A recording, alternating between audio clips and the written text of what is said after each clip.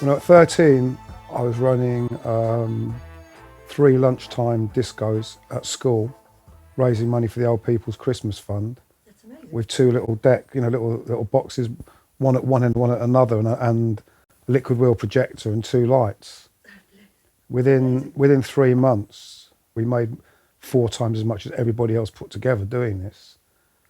We bought some equipment, and then by that summer, when I was still not even 13 and a half or something, we then got friends with the owner of a nightclub called the Newlands Club in High Wycombe. And we did Saturday afternoons, my friend and me. I had our little disco. Then we started doing Sunday afternoons. Then we started doing Friday early evening from kind of 6 till 8. And we shouldn't have even been in the club. We were like 14, going to 14. I ended up playing with Emperor Roscoe, Judge Dredd, Dave Lee Travis, Noel Edmonds. Well, we were just young DJs, some young kids. And they were better than us. But we were there, and the youngsters in the club liked us. But I worked with Steve Bernard, who did Reggae Time in London, the first BBC Radio London, first ever reggae show.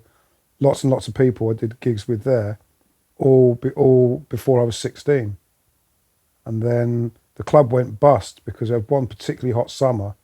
Nobody went to the club, and for like about 3 months, it was a disaster. It went from being a successful soul club to a reggae club. And the problem with the reggae crowd is that, they tend to drink, 2 special brews and a spliff and just stand there battered against the speaker all night.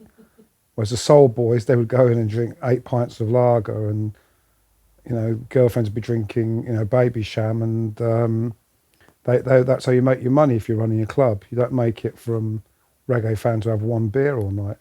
So it kind of closed, but the owner of the club, Joe Farquharson, he'd previously worked for Palmer Records in the 60s. And I kind of, via him, got my foot in the door and into the wacky world of reggae record label. I think times have changed, because when I started, there was like a record industry that there isn't anymore. And I started by distributing records, then by working with an artist that we used to release the records from. It was Prince Farai, who had a cult following. And then I went into a recording studio where I hired the studio, paid the musicians, didn't know what I was doing, and just went in there for fun. Yeah. But it was all live playing. Now we're in a time where everybody learning their stuff, they're learning the other way around. They're learning the technology, where the technology is more important than perhaps even the song or the idea or anything. I'm not putting anything down, it's just different things. So I studied the sound, because I was into a specific type of music specialist, which is always good. And that was the techniques of reggae and dub. And I just bluffed my way along.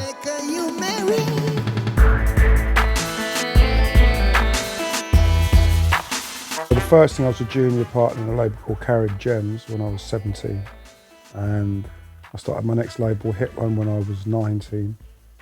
Started my next label after that, Croatian Rebel label first, then Hit Run, then 4D Rhythms, then On New Sound.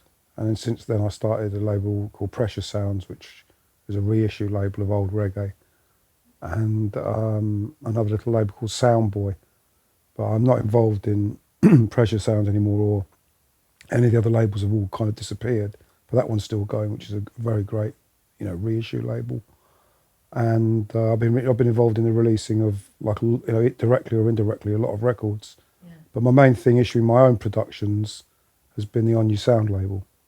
Okay, so the other labels were not necessarily your productions; they were labels taking. The other ones, Carib Gems released none of my productions. That was me just releasing a lot of early reggae, but new productions at the time. And then my first productions came out on Hit Run label, which was Croatian Rebel, and working on Cry Tough Dub Encounter dub series with Prince Farai. And then after that, I released one album of my own productions on 4D Rhythms, and then started On You with some friends. And that kind of evolved, and nearly every production on that's been my own, although there were one or two that weren't on the On You label, but primarily a vehicle for me to put out what I wanted to do. The beauty of running your own label, or what it was then, was as we got a momentum and a bit of popularity, I could finish a tune today, like the one we've just done with Denise, and I could have it pressed up and be selling it in 12 days or 10 days. Wow. I go straight to the mastering, Yep. straight down and get the test pressing within a couple of days and say, okay, press me 500 or 1,000 of that. Get the labels printed and the artwork done. We could literally turn around in 2 weeks, not announcing release dates, and it was really fun. Yeah. But we obviously first we had to build up a little fan base so the distributor was interested and record shops were to stock it. Yeah. Now you're finding yourself in a situation where I'm currently sat on a few very, very good unreleased records, and I want to make sure that my distribution and everything's handled properly, because I don't want to just, what does releasing mean now? Letting something go in a field or something, what does it mean? If you're releasing something, you really want at least people to be aware of its existence. Yeah. And then try and get the attention of people so they'll actually put money in their pockets and buy the vinyl or the CD. Or the other way I look at it, I'm cutting records now where I'm cutting rhythms like an old reggae sound system operator that I play out when I'm DJing or doing a dub show. I play my own productions out that no one else can play back at me. Or I play things like Congo Natty, that we mixed here, different versions or tracks that come from this studio, and I'm operating like trying to be elitist almost, so that no one can play back the tracks. That was originally how the Jamaican sound systems operated. The sound system operators started producing to make tracks that they could outplay somebody else on their set.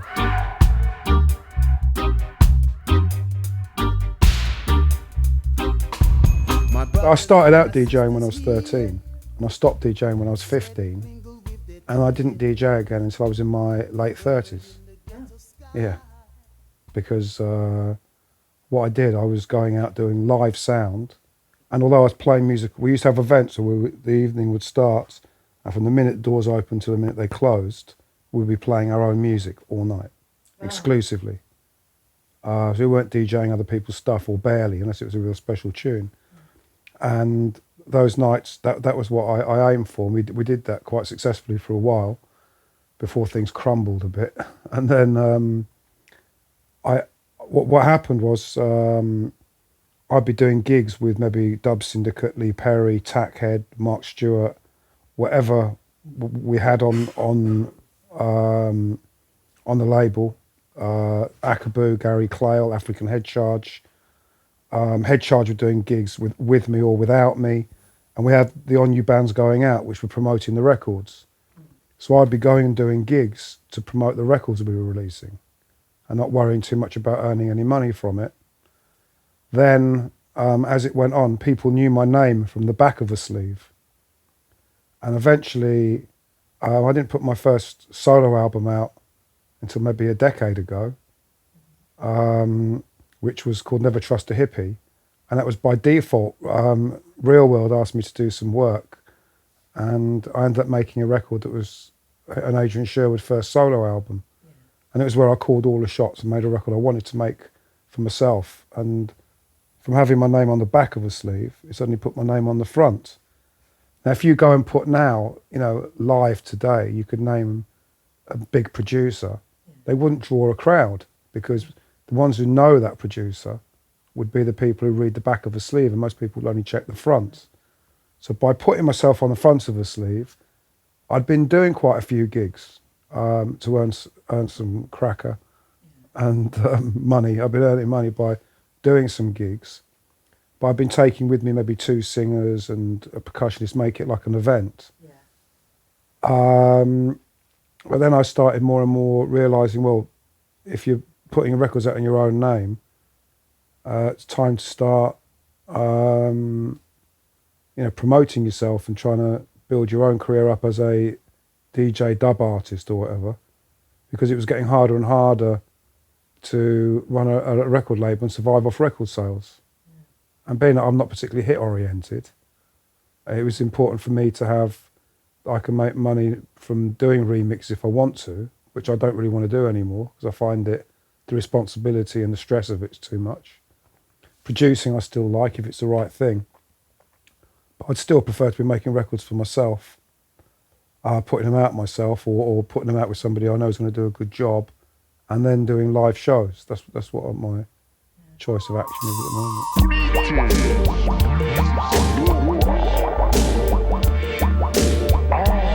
But it's different because I've got different records that are my favourite records for different reasons.